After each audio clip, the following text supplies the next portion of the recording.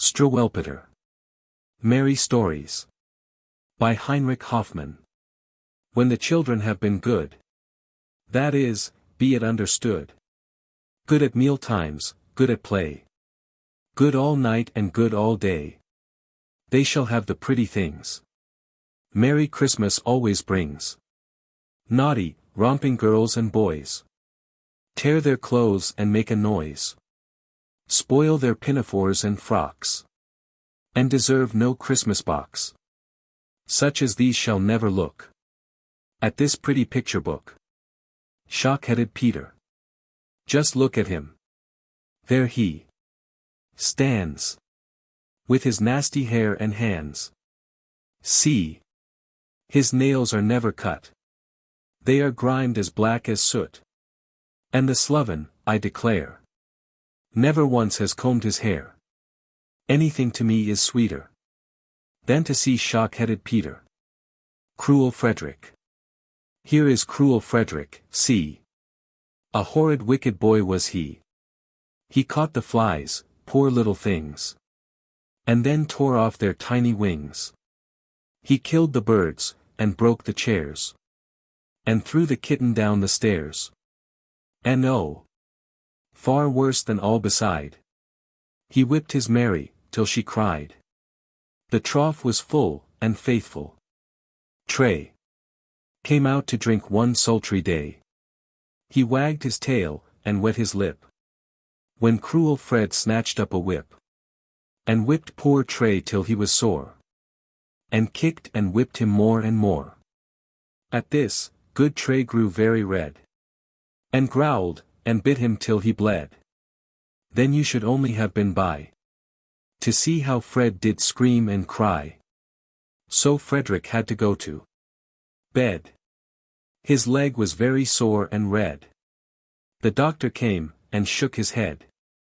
And made a very great to-do. And gave him nasty physic too. But good dog Tray is happy. Now. He has no time to say, bow wow. He seats himself in Frederick's chair. And laughs to see the nice things there. The soup he swallows, sup by sup. And eats the pies and puddings up. The dreadful story of Harriet and the matches. It almost makes me cry to tell. What foolish Harriet befell. Mamma and nurse went out one day. And left her all alone at play. Now, on the table close at hand, a box of matches chanced to stand. And kind mamma and nurse had told her that, if she touched them, they would scold her. But Harriet said, oh, what a pity. For, when they burn, it is so pretty. They crackle so, and spit, and flame. Mamma, too, often does the same. The pussycats heard this. And they began to hiss. And stretch their claws. And raise their paws. Meow, they said, meow, meow. You'll burn to death, if you do so. But Harriet would not take advice. She lit a match, it was so nice. It crackled so, it burned so clear. Exactly like the picture here. She jumped for joy and ran about. And was too pleased to put it out. The pussycats saw this. And said, oh, naughty, naughty miss. And stretched their claws. And raised their paws. 'Tis very, very wrong, you know. Meow, meow, meow, meow. You will be burnt, if you do so. And see. Oh, what dreadful thing. The fire has caught her apron string. Her apron burns, her arms, her hair. She burns all over everywhere. Then how the pussycats did mew. What else, poor pussies, could they do? They screamed for help, 'twas all in vain. So then they said, we'll scream again. Make haste, meow, meow. She'll burn to death, we told her so. So she was burnt, with all her clothes. And arms, and hands, and eyes, and nose. Till she had nothing more to lose. except her little scarlet shoes. And nothing else but these was found among her ashes on the ground. And when the good cat sat beside the smoking ashes, how they cried. Meow, meow, meow, meow. What will Mama and Missy do? Their tears ran down their cheeks so fast. They made a little pond at last. The story of the inky boys. As he had often done before. The woolly-headed blackamoor one nice fine summer's day went out to see the shops, and walk about. And, as he found it hot, poor fellow, he took with him his green umbrella. Then Edward, little noisy wag, ran out and laughed, and waved his flag. And William came in jacket trim, and brought his wooden hoop with him. And Arthur, too, snatched up his toys, and joined the other naughty boys. So, one and all set up a roar, and laughed and hooted more and more, and kept on singing, only think. Oh, Blackie, you're as black as ink. Now tall Agrippa lived close by. So tall, he almost touched the sky. He had a mighty inkstand, too, in which a great goose feather grew. He called out in an angry tone, "Boys, leave the blackamoor alone. For, if he tries with all his might, he cannot change from black to white." But, ah! They did not mind a bit what great Agrippa said of it, but went on laughing, as before, and hooting at the blackamoor. Then great Agrippa foams with rage. Look at him on this very page. He seizes Arthur, seizes Ned, takes William by his little head, and they may scream and kick and call. Into the ink he dips them all. Into the inkstand, 1, 2, 3. Till they are black as black can be. Turn over now, and you shall see. See, there they are, and there they run. The blackamoor enjoys the fun. They have been made as black as crows. Quite black all over, eyes and nose, and legs, and arms, and heads, and toes, and trousers, pinafores, and toys. The silly little inky boys. Because they set up such a roar, and teased the harmless blackamoor. The story of the man that went out shooting. This is the man that shoots the hares. This is the coat he always wears, with game bag, powder horn, and gun. He's going out to have some fun. He finds it hard, without a pair of spectacles, to shoot the hare. The hare sits snug in leaves and grass, and laughs to see the green man pass. Now, as the sun grew very hot, and he a heavy gun had got, he lay down underneath a tree, and went to sleep, as you may see. And, while he slept like any top, the little hare came, hop, hop, hop, took gun and spectacles, and then on her hind legs went off again. The green man wakes and sees her place the spectacles upon her face, and now she's trying all she can to shoot the sleepy, green-coat man. He cries and screams and runs away. The hare runs after him all day, and hears him call out everywhere, "Help! Fire! Help! The hare! The hare!" At last he stumbled at the well, head over ears, and in he fell. The hare stopped short, took aim and, hark! Bang went the gun, she missed her mark. The poor man's wife was drinking up her coffee in her coffee cup. The gun shot cup and saucer through. "Oh dear," cried she, "what shall I do?" There lived close by the cottage there the hare's own child, the little hare. And while she stood upon her toes, the coffee fell and burned her nose. "Oh dear!" she cried, with spoon in hand. Such fun I do not understand. The story of Little Suck-a-Thumb. One day Mama said, Conrad, dear, I must go out and leave you here. But mind now, Conrad, what I say. Don't suck your thumb while I'm away. The great tall tailor always comes to little boys who suck their thumbs. And ere they dream what he's about, he takes his great sharp scissors out and cuts their thumbs clean off, and then, you know, they never grow again. Mama had scarcely turned her back. The thumb was in, alack. Alack. The door flew open, in he ran. The great, long, red-legged scissorman. Oh! Children, see! The tailor's come. And caught out little Suck-a-Thumb. Snip! Snap!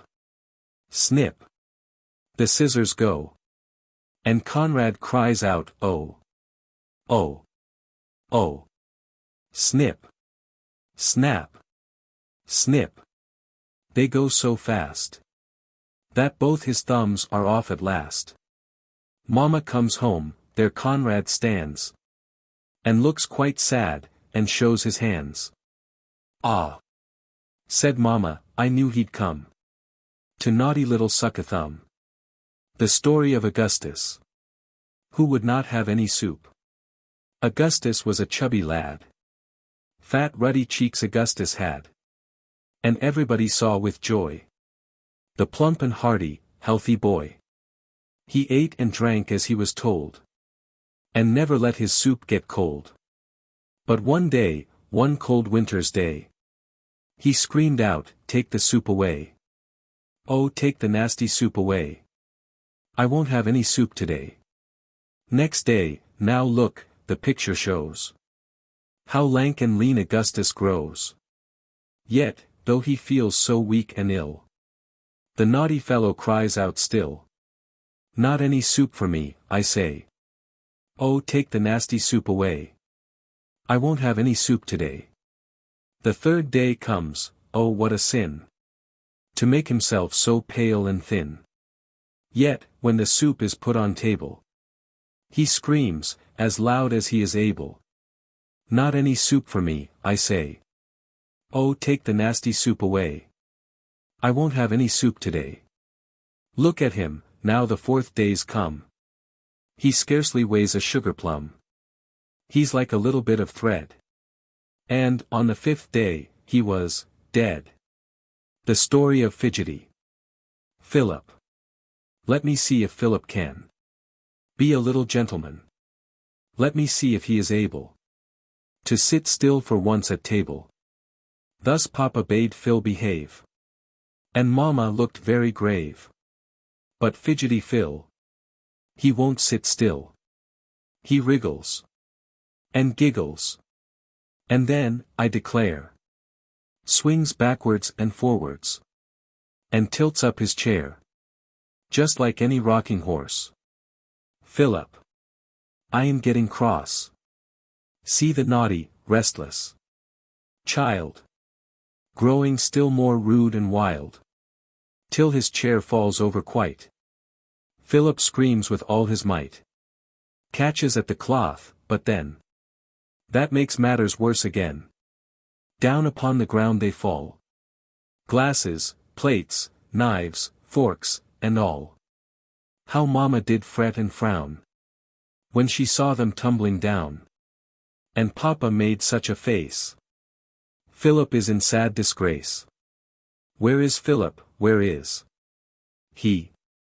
Fairly covered up you see. Cloth and all are lying on him. He has pulled down all upon him. What a terrible to-do. Dishes, glasses, snapped in two. Here a knife, and there a fork. Philip, this is cruel work. Table all so bare, and ah! Poor Papa, and poor Mama look quite cross, and wonder how they shall have their dinner now. The story of Johnny Head in Air. As he trudged along to school, It was always Johnny's rule to be looking at the sky and the clouds that floated by. But what just before him lay in his way, Johnny never thought about. So that everyone cried out, "Look at little Johnny there! Little Johnny head in air!" Running just in Johnny's way came a little dog one day. Johnny's eyes were still astray, up on high in the sky, and he never heard them cry, "Johnny, mind, the dog is nigh!" Bump! Dump! Down they fell, with such a thump. Dog and Johnny in a lump. Once, with head as high as ever, Johnny walked beside the river. Johnny watched the swallows trying which was cleverest at flying.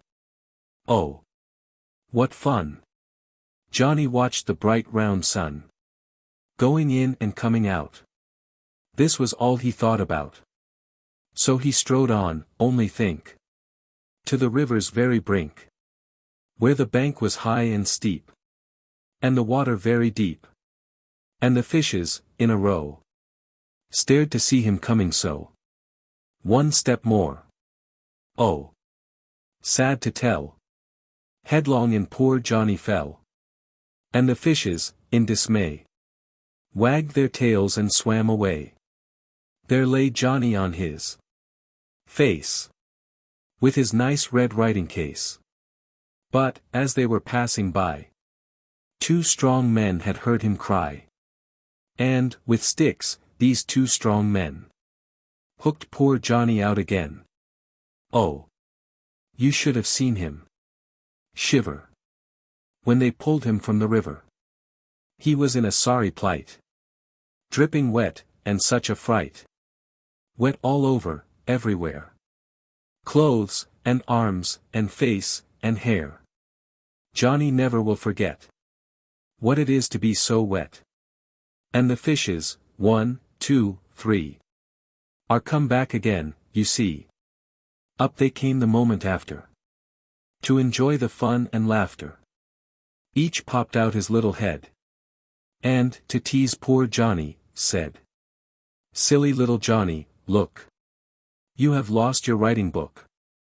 The story of flying. Robert. When the rain comes tumbling down, in the country or the town, all good little girls and boys stay at home and mind their toys." Robert thought, no, when it pours, it is better out of doors. Rain it did, and in a minute, Bob was in it. Here you see him, silly fellow, underneath his red umbrella. What a wind! Oh! How it whistles through the trees and flowers and thistles. It has caught his red umbrella. Now look at him, silly fellow. Up he flies to the skies. No one heard his screams and cries. Through the clouds the rude wind bore him, and his hat flew on before him. Soon they got to such a height, they were nearly out of sight. And the hat went up so high that it nearly touched the sky. No one ever yet could tell where they stopped, or where they fell. Only this one thing is plain: Bob was never seen again.